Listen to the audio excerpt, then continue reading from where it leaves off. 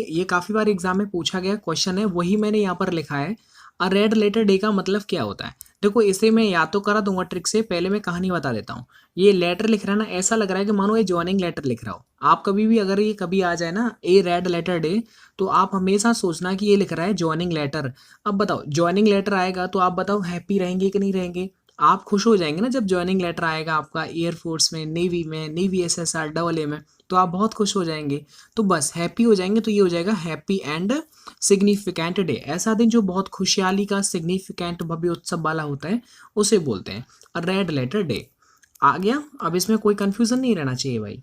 Second वाला है, देखो बोसम फ्रेंड। देखो बोसम बोसम फ्रेंड का मतलब क्या होता है, मैं इसे समझा देता हूँ। ये देखो ये लिख रहा है ना, बॉस लिख रहा है। अब यार एक बात बताओ, बॉस जो होता है वो अपने आप में कितना कितना अच्छा फास्ट होता है ना, एकदम फास्ट स्मार्ट होता है, बहुत फास्ट होता है, हर काम को बहुत जल्दी कर लेता है, तभी तो वो बॉस बना है। तो फास्ट होता है, तो ये हो जाएगा फास्ट फ्रेंड। यानी बोसम फ्रेंड का मतलब हो गया कि एक बात तो क्लियर है कि यहाँ पर कोई ना कोई फ्रेंड ही होगा। ठीक है ना? तो फ्रेंड की हम बात कर लेते हैं, तो यहाँ पर है बोसम। तो आप जब भी कभी इस वर्ड को पढ़ें तो याद कर लेना, ये लिख रहा है BOS, ये होता है बॉस। और बॉस से हल्का हल्का साउंड आ जाएगा, यानी कि बॉस सर ने कैसा बताया था कि बॉस हर एक्टिविटी के अंदर फास्ट होता है, इसलिए उसे पूरी कंपनी का बॉस बनाया जाता है। तो ये हो जाएगा फास्ट फ्रेंड। आगे देखो, रेयर। रेयर का सिनोनिम्स पूछ रखा है, रेयर का सिनोनिम्स क्या होगा? देखो रेयर का मतलब ये लिख रहा है रेयर, और इसमें लिख रहा है ARE। अब ARE किसके अंदर आ रहा है? देखो इसमें आ रहा है AR और A का, देखो स्केर्स हो जाएगा। स्केर्स और रेयर इन दोनों का मतलब होता है जो बहुत ज्यादा तुक्ष, बहुत ज्यादा रेयर हो। समझ रहे हैं ना? वो स्केर्स ही मीनिंग होता है इसका। आगे देखो सॉलिट्यूड, ये आपको अलग से याद रखना होगा। सॉलिट्यूड का मतलब होता है एकांतवास या फिर अकेलापन। तो इसका सिनोनिम क्या हो जाएगा? देखो ये हो जाएगा अलोननेस। तो अलोननेस का मतलब ही ये होता है कि अकेलापन, एकांतवास। तो सॉलिट्यूड का मतलब भी वही हो जाएगा। देखो ये एक्चुअली ये पूछे गए क्वेश्चंस हैं, वहीं से मैंने इनको लिया है ताकि मैं इनको अच्छी तरह से समझा सकूं। अगर बाई चांस ये कॉन्सेप्ट आ गई तो आराम से कर तो लोगे। इसके बाद है the policeman inquired we were going, यानी कि पुलिस वाले ने इंक्वायरी किया। ठीक है, और वी वर गोइंग, हम जा रहे थे। अब इसके अंदर आपको दिमाग लगाना है और सोचना है ABCD में से क्या आ सकता है। लगाओ दिमाग, क्या हो सकता है? अब देखो लग गया होगा दिमाग आपका। यहाँ पर देखो पुलिस मैंने इंक्वायरी किया, तलाशी की, तलाशी ली, वी वर गोइंग, हम जा रहे थे। इसका मतलब है जा रहे हैं तो कहीं ना कहीं किसी प्लेस की बात हो रही है। तो जब भी कभी प्लेस की अगर बात हो रही है तो वहां पर जो कनेक्टिव, जो कंजंक्शन लगता है वो क्या लगता है? वेयर लगता है। क्या लगता है बताओ? वेयर लगता है, क्योंकि वेयर का मतलब होता है किसी जगह। मैंने आपसे कहा वेयर आर यू गोइंग, तुम कहाँ जा रहे हो? इसका मतलब है कि जाने आने की जो चीज़ होती है कहीं ना कहीं प्लेस से रिलेटेड है। जब प्लेस से रिलेटेड है तो हम यहाँ पर कंजंक्शन भी प्लेस वाला लगाएंगे, इसलिए सी वाला बिल्कुल सही हो जाएगा। अगर यहाँ पर मान लो टाइम के बारे में अगर दिया होता तो हम यहाँ पर वेन लगा देते। तो वो एक्चुअली वो देख लिया करो कि प्लेस के बारे में बता रहा है या फिर है ना टाइम के बारे में बता रहा है, तो उसके अकॉर्डिंग हम यहाँ पर हम ऐड करते हैं। जिनकी इंग्लिश कमजोर है उनको थोड़ा सा ध्यान से समझना होगा हर कॉन्सेप्ट को। आगे देखो एयरफोर्स और नेवी, बिल्कुल चिंता मत करना, ऐसे कॉन्सेप्ट आते हैं। अब तो आपने एयरफोर्स का तो एग्जाम देख लिया है ना, उसमें कितने लेवल क्या होता है, कुछ लेवल ही नहीं है उसका। आगे देखो the line is of all the animals, यानी कि जो लाइन होता है वो ऑफ ऑल द एनिमल्स। अब आपको इनमें बताना है स्ट्रोंगर, स्ट्रोंगेस्ट, स्ट्रोंगर, इसमें से क्या आएगा? कॉन्सेप्ट को समझा देता हूँ, है ना? वक्त बहुत ज़्यादा स्पेंड हो जाता है फालतू में। जब भी कभी अगर एक पर्सन है ना, तो एक पर्सन की कोई भी क्वालिटी हो तो उसमें डायरेक्टली आप एडजेक्टिव यूज कर लो, बिल्कुल पॉजिटिव डिग्री वाला एडजेक्टिव। जैसे होता है ना, जैसे ओल्ड होता है, गुड होता है, बैड होता है, तो ये पॉजिटिव डिग्री के एडजेक्टिव होते हैं। लेकिन कहीं ना कहीं जब दो पर्सन के बीच में अगर कोई भी कंपैरिजन किया जाता है, कोई पर्सन हो या फिर कोई भी थिंग हो, कोई चीज़ वस्तु हो, तो दो के लिए हमेशा हम कंपैरेटिव डिग्री का यूज करते हैं। ये आप याद रख लो। अगर दो से अधिक की बात हो रही है, मतलब तीन चार पाँच कितने भी, तो वहां पर हम लगा देते हैं सुपरलेटिव डिग्री। और सुपरलेटिव डिग्री से पहले क्या लगता है बताओ? दा लगता है। समझ में आ गया? क्योंकि सुपरलेटिव डिग्री का ही मतलब होता है कि बहुत सारे लोगों में से कंपैरिजन किया जा रहा है। आपको मैं एग्जांपल देता हूँ, जैसे क्लास के अंदर आपने देखा होगा कि पूरे स्कूल के अंदर, क्लास के अंदर एक ही बच्चा टॉप करता है ना। इतने सारे 30-40 बच्चे क्लास में होते हैं तो एक बच्चा टॉप करता है। तो वहां पर वो 30-40 इतने सारे बच्चों में से उसने टॉप किया है ना, तो बस, यानी वहां पर क्या उसने, क्योंकि तभी तो वो सुपर बना है। कहते हैं ना सुपर स्टूडेंट है। तो सुपर क्यों होता है? क्योंकि वो उसने बहुत सारे बच्चों में compete करके वो सबसे आगे निकल के आया, तभी तो उसे सुपरलेटिव डिग्री कहा जाता है। तो सुपरलेटिव डिग्री से पहले मैंने अभी बता दिया था, ये लिख रहा है SD, तो यहाँ हो जाएगा दा। क्या होगा? था। अगर आप भूल जाएं तो ऐसे याद रखो एस डी, ये लिख रहा है एस डी एम। अब यार एस डी एम तो बहुत बड़ी बात होती है, तो जाहिर सी बात है जो भी अच्छी चीज होती है जैसे ताजमहल वगैरह है उससे पहले हम क्या लगा देते हैं दा। तो याद रखना कि सुपरलेटिव डिग्री मतलब जहां पर भी एस डी एम आ जाए वहां पर आपको दा लगाना है। तो यहाँ पर अब बताओ इसमें देखो ई एस टी जिसमें लगा रहता है वो तो डिग्री होती है सुपरलेटिव, ये पहचान होती है, ठीक है। तो उससे पहले दा आएगा, तो देखो दा इसमें आ रहा है, बी ऑप्शन बिल्कुल राइट हो जाएगा। इसके बाद देखो स्पेक्टेटर्स, देखो स्पेक्टेटर्स का मतलब होता है दर्शक, जो देखने वाले होते हैं। Spectators who came to see the match were disappointed with India's batting, यानी जो भी लोग दर्शक जो देखने आए थे इंडिया की बैटिंग्स को लेकर के बहुत ज़्यादा डिसअपॉइंटेड थे, निराश थे।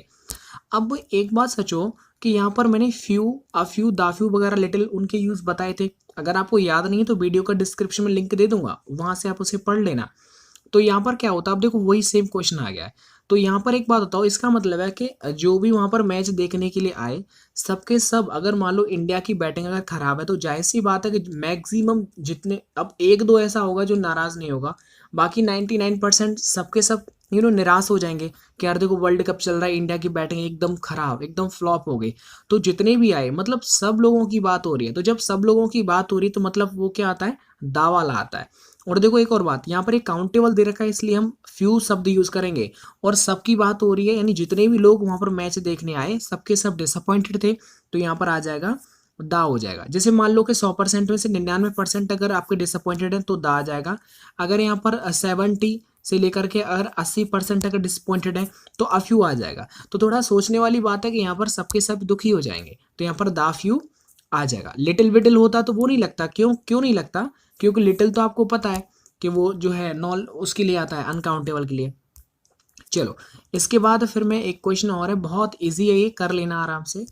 ये है कि his brother is as handsome as, यानी उसका जो भाई है वो इतना ज्यादा खूब सुंदर है ना, एज हैंडसम एज। अब यहाँ पर आपको बताना है योर, योर्स, योर्स और माई, क्या आएगा, लगाओ दिमाग जल्दी से, क्या आ सकता है यहाँ पर। मुझे लगता है आपने ना अपना आंसर एकदम क्लिक कर लिया होगा।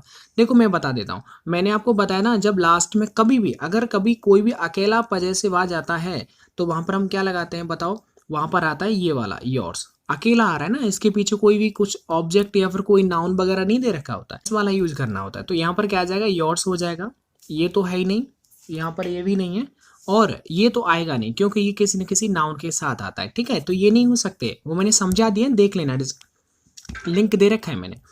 इसके बाद है कि there was a lot of money in the bank in Sudhir's and Rajiv's joint account. तो दोस्तों ये पहली बार मैं इस कॉन्सेप्ट को समझा रहा हूँ अपने चैनल पर, समझ लेना ध्यान से। बताओ आप खुद दिमाग लगाओ पहले तो, चलो लग गया ना, अब ज्यादा वक्त मत गवाओ। यहाँ पर जो गलती है ना वो 4 पॉइंट वाले में मिस्टेक है। पहले तो ये समझो कि जॉइंट अकाउंट जो होता है ना, जॉइंट अकाउंट का मतलब क्या होता है, ऐसा खाता जो खाता तो एक होता है, इसके अंदर बहुत सारे आप जॉइंट कर सकते हैं मेंबर को, मम्मी पापा भाई बहन सब, मतलब मेंबर तो बहुत सारे हो सकते हैं लेकिन खाता आपका एक ही रहेगा। मतलब यहाँ पर एक खाते की बात हो रही है। तो 4 वाला क्यों गलत है, एक्चुअली में देखो ये लिख रहा है इन Sudhir's and Rajiv's joint account, इसका मतलब ये हो गया कि सुधीर का खाता और राजीव का खाता, इन दोनों का खाता जो अलग अलग है, ठीक है। मतलब बहुत सारा पैसा है बैंक में सुधीर और राजीव के खाते के अंदर। तो अब यार एक बात हो, जॉइंट खाता है तो जाहिर सी बात है सुधीर और राजीव इन दोनों का खाता एक ही होगा। तो जब, अब देखो मैं इसे थोड़ा नीचे समझा देता हूँ फिर समझ में आ जाएगा। जैसे मैंने लिखा राम्स एंड रोहित सिस्टर, यानी इसका मतलब ये है, जो ऊपर लिख रहा है ना, इसका मतलब है कि राम की बहन और रोहित की बहन, यानी कि दोनों की बहन है ना वो अलग अलग है।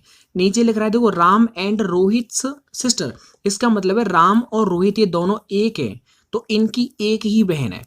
बात समझ में आ गया। अगर आप लास्ट वाले में एपस्ट्रॉफी यूज करते हैं तो वहां पर क्या होता है कि जो एंड से जो पहले आता है वो इसमें ऐड हो जाता है, और जो ये नाउन दे रखा है वो दोनों के लिए एक ही आता है, ठीक है। तो यहाँ पर जॉइंट अकाउंट की बात हो रही है इसलिए यहाँ पर क्या आ जाएगा, देखो ये वाला नहीं आएगा, यहाँ पर सिर्फ लिखेगा सुधीर एंड राजीव से जॉइंट अकाउंट। समझ में आ गया। अरे सीधी सी बात है यार, अगर एक पर्सन एक के बारे में अगर बात हो रही है तो एक एपोस्ट्रोफी ऐसा आएगा लास्ट वाले नाउन में। अगर दोनों अलग अलग, दोनों के अलग अलग खाते हैं, दोनों की अलग अलग बहन है, तो दोनों में अलग अलग एपोस्ट्रोफी एस लगा दो बस। इसके बाद देखो ये क्वेश्चन आपको कमेंट बॉक्स में बताना है इसका जवाब क्या होगा। One should be true to one word. आपको बताना, देखो एयरफोर्स 2018 में पूछा गया क्वेश्चन है, इसमें बताना है कौन सा पार्ट गलत है, कहाँ पर गलत है, कमेंट में ज़रूर बताना, मैं वेट करूँगा, ठीक है। और दोस्तों जितना आपने मुझे सपोर्ट किया, जितना प्यार, जितना सम्मान दिया, उस सब के लिए आपका बहुत बहुत धन्यवाद। मिलता हूँ मैं आपको नेक्स्ट वीडियो में, तब तक के लिए जय हिंद, जय भारत।